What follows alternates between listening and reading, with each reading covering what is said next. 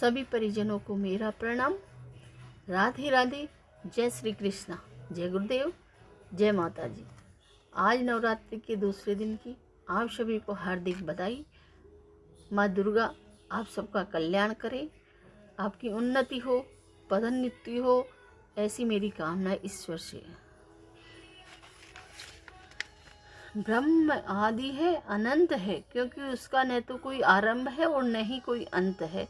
वह असीम है क्योंकि उसकी कोई सीमा नहीं। वह अरूप है क्योंकि उसका कोई रूप नहीं। वह निराकार है क्योंकि उसका कोई आकार नहीं। पर वही निर्गुण निराकार अरूप अव्यक्त ब्रह्म अपनी इच्छा व संकल्प मात्र से निराकार होते हुए भी साकार हो जाता है, निर्गुण होते हुए भी सगुण हो जाता है, अव्यक्त होते हुए भी व्यक्त हो उठता है, अरूप होते हुए भी वह स्वरूप हो जाता है। क्यों? क्योंकि उस सर्वज्ञ, सर्वव्यापी, सर्वसाक्षी, सर्वशक्तिशाली ब्रह्मा के लिए कुछ भी असंभव नहीं है। उस ब्रह्म की महिमा को प्रकाशित करते हुए भगवान शिव रामचरितमानस में माता पार्वती से कहते हैं, बिनु पद चलहि सुनहि बिनु काना, कर बिनु करम करहि विधि नाना। आनन रहित सकल रस भोगी, बिनु बानी बकदाज बड़ जोगी। तन बिनु परस नैन बिनु देखा, ग्रही ग्रान बिनु बास अशेषा। अस सब भांति अलौकिक करनी, महिमा जा सुजाय नहीं भरनी। अर्थात वह ब्रह्म बिना पैर के चलता है, बिना कान के सुनता है, बिना हाथ के नाना प्रकार के काम करता है, बिना मुंह और जिह्वा के ही सारे रसों का आनंद लेता है और बिना वाणी के योग्य वक्ता भी है। वह बिना शरीर त्वचा के स्पर्श करता भी है, बिना आंखों के देखता है और बिना नाक के सब गंधों को ग्रहण भी करता है। उस ब्रह्म की करनी सभी प्रकार से ऐसी अलौकिक है कि जिसकी महिमा कहीं नहीं जा सकती है। वह ब्रह्म स्वयं की इच्छा व संकल्प के कारण अगुण होते हुए भी सगुण हो जाता है, निराकार होते हुए भी साकार हो जाता है, अरूप होते हुए भी स्वरूप हो जाता है, अव्यक्त होते हुए भी व्यक्त हो जाता है। इसलिए तो भगवान के विभिन्न अवतारों में निर्गुण निराकार अरूप अव्यक्त ब्रह्म ने स्वयं को विभिन्न रूपों में गुणों में व्यक्त किया। उस निर्गुण निराकार अव्यक्त अरूप ब्रह्म ने ही स्वयं को ब्रह्म, विष्णु, महेश, राम, कृष्ण, दुर्गा, काली, लक्ष्मी, राधा, गायत्री आदि विभिन्न रूपों में व्यक्त किया। उस ब्रह्म की कोई प्रतिमा नहीं है। उस ब्रह्म ने मीराबाई, रामकृष्ण परमहंस जैसे निश्चल निर्दोष भक्तों के लिए स्वयं को प्रतिमा में भी प्रकट किया। निर्गुण निराकार ब्रह्मा ने स्वयं को शबरी, सूरदास, तुलसीदास, संत नामदेव, संत एकनाथ, तुकाराम जैसे भक्तों के समक्ष स्वयं को साकार रूप में प्रकट किया। समय समय पर वह विभिन्न युगों में उसी निराकार ब्रह्मा ने जगत के एवं भक्तों के कल्याण के लिए स्वयं को व्यक्त भी किया। अस्तु सगुण और निर्गुण, अव्यक्त और व्यक्त, अरूप और स्वरूप, कोई भेद नहीं, कोई अंतर नहीं। भगवान शिव इसी सत्य को रामचरित्र में प्रकाशित करते हुए कह रहे हैं, सगुण ही अगुण ही नहीं कछु भेदा, कावई मुनि पुराण बुध भेदा। अगुण रूप अलख अज जोई, भगत प्रेम बस सगुण ससोई।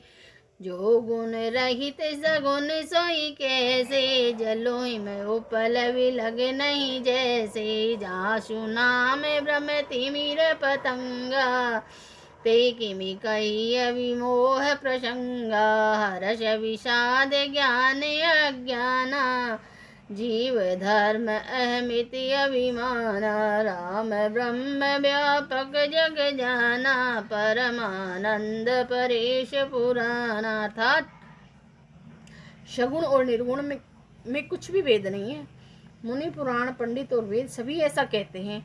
जो निर्गुण, अरूप, अलख और अजन्मा है वही भक्तों के प्रेम बस सगुण हो जाता है। जो निर्गुण है भला वही सगुण कैसे? वैसे ही जैसे जल और ओले में कोई भेद नहीं।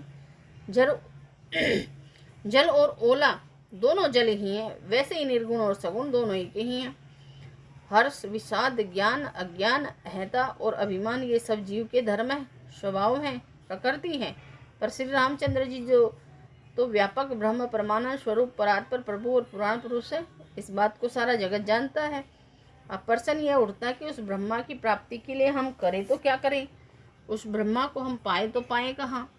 इस प्रश्न का समाधान हम पाए तो कैसे पाएं? रामचरितमानस की प्रस्तुत चौपाइयों में भगवान शिव इन्हीं प्रश्नों का समाधान प्रस्तुत कर रहे हैं। बैठे सुर सब करहि विचारा, कह पाई प्रभु करहि पुकारा। पुर बैकुंठ जान कह कोई, को कह पयनि दिवस प्रभु सोई। जाके हृदय भगति जस प्रीति, प्रभु ते प्रकट सदा तेरी रीति। तेई समाज गिरजा मेरे हूँ, अवसर पाई बचन एक कहूँ। हरि व्यापक सर्वत्र समाना, प्रेम ते प्रगट होय मैं जाना। देश काल दिशि विधि सहुमाई, कहूँ सुखा जहाँ प्रभु नाई। अग जग में सब रहती विरागी, प्रेम ते प्रभु प्रगट ही जिमि आगी। मोर वचन सबके मन माना, साधु साधु करि ब्रह्म बखाना। अर्थात शिव जी माँ भवानी पार्वती से कहते हैं कि एक बार सभी देवता बैठकर विचार करने लगे कि प्रभु ब्रह्म को कहाँ पावे, ताकि उनके सामने पुकार सके। इसको लेकर कोई बैकुंठपुरी जाने को कहता था और कोई कहता था कि वहीं प्रभु क्षीर सागर में निवास करते हैं। जिसके लिए हृदय में जैसी भक्ति और प्रीति होती है, उसके लिए प्रभु वहाँ सदाएं उसी रीति से प्रकट होते हैं। हे पार्वती, उस समय मैं भी उसी समाज में देवगणों के बीच बैठा था।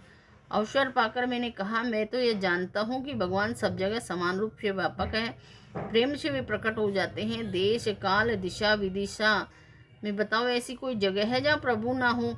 वे प्रभु तो चराचर में होते हुए भी सबके रहित हैं और विरक्त हैं। वे प्रेम से प्रकट होते हैं। जैसे अग्नि अव्यक्त रूप से सर्वत्र व्याप्त है, परंतु साधन विशेष के सहारे वह कहीं भी प्रकट हो जाती है, उसी प्रकार सर्वत्र व्याप्त भगवान भी प्रेम से प्रकट होते हैं। उस देव समाज में बैठे सबको मेरी ये बात प्रिय लगी और ब्रह्मा जी ने साधु साधु कहकर मेरी बड़ाई की।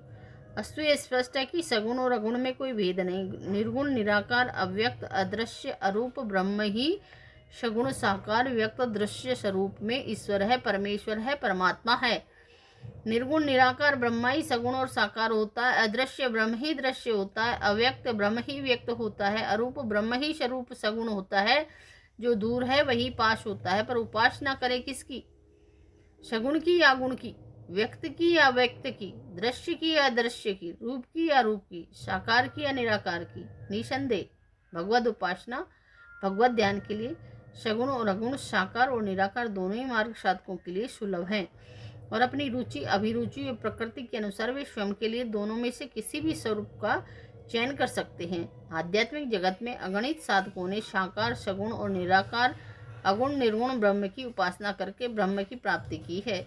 उस ब्रह्म का अपने हृदय में सतत ध्यान करते हुए अगणित साधकों ने ब्रह्मा को प्राप्त किया है और ब्रह्मानंद की अनुभूति की है। राम कृष्ण विष्णु शिव काली दुर्गा गायत्री आदि विभिन्न सगुण साकार रूपों छवियों मूर्तियों आदि का ध्यान स्मरण करना सगुण या साकार उपासना है और बिना किसी छवि रूप स्वरूप प्रतिमा का अवलंबन लिए ब्रह्मा की उपासना ध्यान करना निराकार निर्गुण उपासना है। इन दोनों मार्ग से साधक ब्रह्म की प्राप्ति कर सकता है, पर सगुण और निर्गुण अगुण में अधिक सरल सुगम और श्रेष्ठ कौन सा है, ये प्रश्न स्वाभाविक रूप से साधकों के मन में उठता है। कुरुक्षेत्र में भगवान श्री कृष्ण के मुख से गीता का अमृत ज्ञान सुन रहे अर्जुन के मन में भी यह प्रश्न उठा था। तभी तो गीता के 12वें अध्याय के प्रथम श्लोक में अर्जुन ने अपनी वह जिज्ञासा भगवान के समक्ष रखी और कहा, हे भगवान, जो अन्यन प्रेमी भक्तजन आप सगुण रूप परमेश्वर का भजन ध्यान करते हैं और दूसरे जो केवल अविनाशी सच्चिदानंद घन निराकार ब्रह्मा को ही अति श्रेष्ठ भाव से पूजते हैं, उन दोनों प्रकार के उपासकों में अति उत्तम कौन है? तब गीता में भगवान श्री कृष्ण बोले, मुझे मन को एकाग्र करके निरंतर मेरे भजन ध्यान में लगे हुए जो भक्तजन अतिशय श्रेष्ठ श्रद्धा से युक्त होकर मुझ सगुण रूप परमेश्वर को भजते हैं, वे मुझको योगियों में अति उत्तम योगी मान्य हैं। परंतु जो पुरुष इंद्रियों के समुदाय को भली प्रकार वश में करके मन बुद्धि से परे सर्वव्यापी अखतनीय स्वरूप और सदा एक रस रहने वाले नित्य अचल निराकार अविनाशी सच्चिदानंद घन ब्रह्म को निरंतर एकाकी भाव से ध्यान करते हुए बसते हैं, वे संपूर्ण भूतों के हित में रत और सब में समान भाव वाले योगी मुझको ही प्राप्त होते हैं। पर हाँ, उस सच्चिदानंद घन निराकार ब्रह्मा में आसक्त चित्त वाले पुरुषों के साधन में परिश्रम विशेष है, क्योंकि देहाभिमानियों के द्वारा अव्यक्त विषय गति दुखपूर्वक प्राप्त की जाती है। जो मेरे परायण रहने वाले भक्तजन संपूर्ण कर्मों को मुझ में अर्पण करके मुझ सगुण रूप परमेश्वर को ही अन्य भक्ति योग के निरंतर चिंतन करते हुए बसते हैं।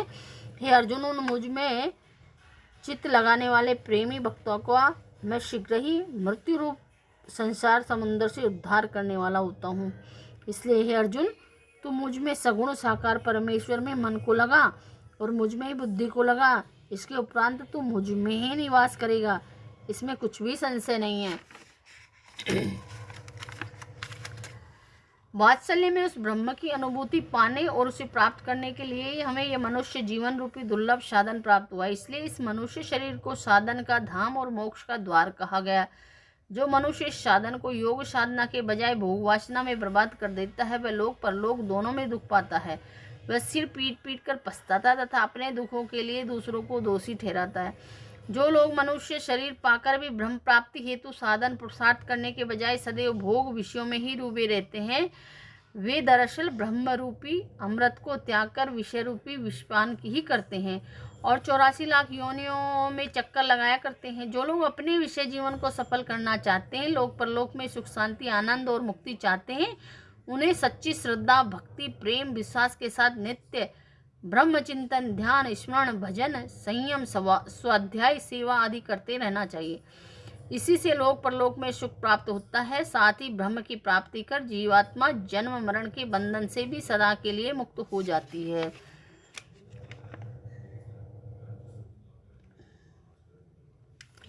श्रीमन्नारायण नारायण नारायण भजो नारायण नारायण नारायण श्रीमन्नारायण नारायण नारायण।